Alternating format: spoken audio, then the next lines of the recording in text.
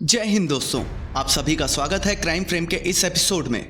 एक 19 साल की प्ले स्कूल टीचर जो प्ले स्कूल में बच्चों को पढ़ाती थी, 11 अगस्त को वो अपने घर से प्ले स्कूल के लिए निकली थी और प्ले स्कूल से बीएससी नर्सिंग का फॉर्म भरने जाने वाली थी और वहां से वो गायब हो जाती है।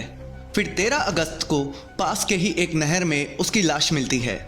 लाश की हालत ऐसी थी कि शरीर से अंदरूनी अंग भी गायब हो गए थे, आंखें निकल चुकी थी और शरीर पर गहरे घाव के निशान थे। इस केस ने पूरे हरियाणा को हिलाकर रख दिया है। इस वीडियो में हम जानेंगे कि क्या हुआ मनीषा के साथ। बने रहें वीडियो के अंत तक और अगर आपने चैनल को सब्सक्राइब नहीं किया है तो अभी सब्सक्राइब कर लें और बेल आइकन जरूर दबाएं। ये सच्ची घटना है हरियाणा के भिवानी जिले की, जहां मनीषा नाम की एक लड़की जिसकी उम्र 19 साल थी। मनीषा की नौकरी पास के ही एक प्ले स्कूल में टीचर के तौर पर लगी थी।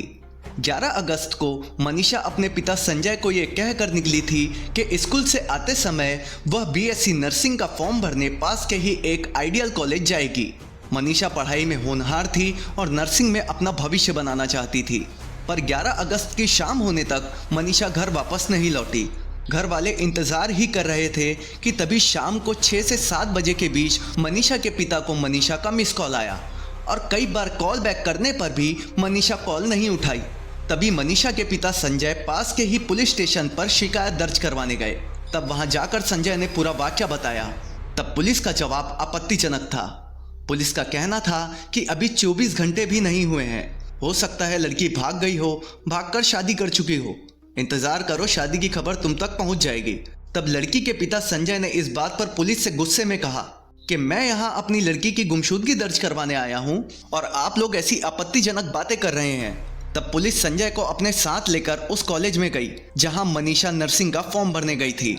जब पुलिस और संजय वहां पहुंचे तब वहां देखते हैं कि 3 लोग वहां बैठे थे जो शराब के नशे में थे। और जब उन लोगों से मनीषा के बारे में पूछा गया तो उन लोगों ने कहा कि कॉलेज का समय खत्म हो चुका है, आप लोग बाद में आइए। पुलिस के वहां मौजूद होते हुए भी वहां कोई छानबीन नहीं की गई।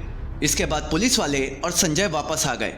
उसके अगले दिन यानी 12 अगस्त को भी जब मनीषा घर वापस नहीं आई तब जाकर पुलिस ने एफआईआर दर्ज की। सुबह लगभग 8 बजे से मनीषा के परिजन पुलिस स्टेशन गए थे रिपोर्ट दर्ज करवाने और करीब रात के 7 से 8 बजे के बीच एफआईआर दर्ज की गई। मतलब 12 अगस्त का भी पूरा दिन निकल चुका था पर मनीषा की कोई खबर नहीं मिल पाई थी। और इस बीच पुलिस ने ना कॉल डिटेल निकलवाई, ना लोकेशन ट्रेस करने की कोशिश की और ना ही उस कॉलेज से सीसीटीवी फुटेज निकलवाने की कोशिश की। तब 13 अगस्त की सुबह मनीषा के पिता संजय आइडियल कॉलेज जा ही रहे थे सीसीटीवी फुटेज की मांग करने। तभी पास के ही एक नहर में एक लड़की की लाश मिलने की खबर पुलिस को मिलती है। पुलिस मौके पर पहुंचकर जांच करती है तो पता चलता है कि वो लाश 19 से 20 साल की लड़की की है। तब पुलिस संजय को कॉल करके बुलाती है पहचान करने के लिए और जैसे ही संजय और उसके परिवार वाले मौके पर पहुंचकर लाश की शिनाख्त करते हैं, मानो उस गांव में कोहराम मच जाता है क्योंकि वो लाश मनीषा की ही थी। गांव के लोगों में आक्रोश इतना बढ़ जाता है कि लोग चक्का जाम करने लगते हैं और इंसाफ की मांग करने लगते हैं।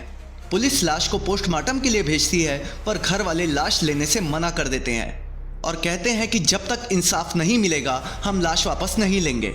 जो लोग उस मौके पर मौजूद थे उनके हिसाब से लाश इतनी बुरी हालत में थी कि शरीर के कई अंग गायब थे और आंखें निकली हुई थी।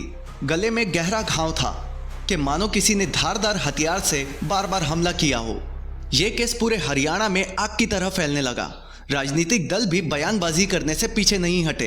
पुलिस पर सवाल खड़े होने लगे थे क्योंकि किसी नेता या बड़े आदमी की बेटी गायब होती तो पुलिस ईमानदारी से इस केस की जांच करती। क्योंकि एक मजदूर की बेटी थी इसलिए रिपोर्ट लिखने में भी पुलिस ने 2 दिन का समय लिया। 14 से 17 अगस्त तक लोग सड़कों पर उतरने लगे थे। पूरे प्रदेश में धरना प्रदर्शन होने लगे थे। इस बीच हरियाणा के बड़े से बड़े अफसर हो या सीएम इस केस पर सामने आकर जनता को आश्वासन देते हैं कि जल्द से जल्द अपराधियों को ढूंढकर सजा दी जाएगी। इस पर लिपापोती करने के लिए कुल 6 पुलिस अधिकारियों को या तो निलंबित या तो लाइन हाजिर कर दिया जाता है। जनता का गुस्सा तब भी शांत नहीं होता। हरियाणा और आसपास के राज्यों में भी जमकर इस केस को लेकर प्रदर्शन होने लगते हैं और उसके बाद अचानक से 18 अगस्त को एक पत्र सोशल मीडिया पर वायरल होने लगता है जो ये साबित कर रहा था कि मनीषा ने आत्महत्या की है और दावा किया जा रहा था कि वो पत्र मनीषा ने सुसाइड से पहले अपने घर वालों के लिए लिखा था, जो आप स्क्रीन पर देख सकते हैं। जिसमें लिखा था कि मनीषा ने अपने जीवन से परेशान होकर आत्महत्या की है। पर मनीषा की लाश 13 अगस्त को मिली। 17 अगस्त तक मौकाए वारदात से पुलिस ने सबूत जुटाने की हर कोशिश की, पर कोई सबूत नहीं मिल पाया था। तब 18 अगस्त को अचानक से ये पत्र मिलना बहुत से सवाल खड़े करता है। अब उस पत्र से मनीषा की हैंडराइटिंग मैच करके ही कोई फैसला लिया जाएगा। पर इस केस ने पुलिस की कार्य प्रणाली पर बहुत से सवाल खड़े कर दिए हैं। मिलते हैं अगले वीडियो में। अपना और अपनों का ख्याल रखें। जय हिंद।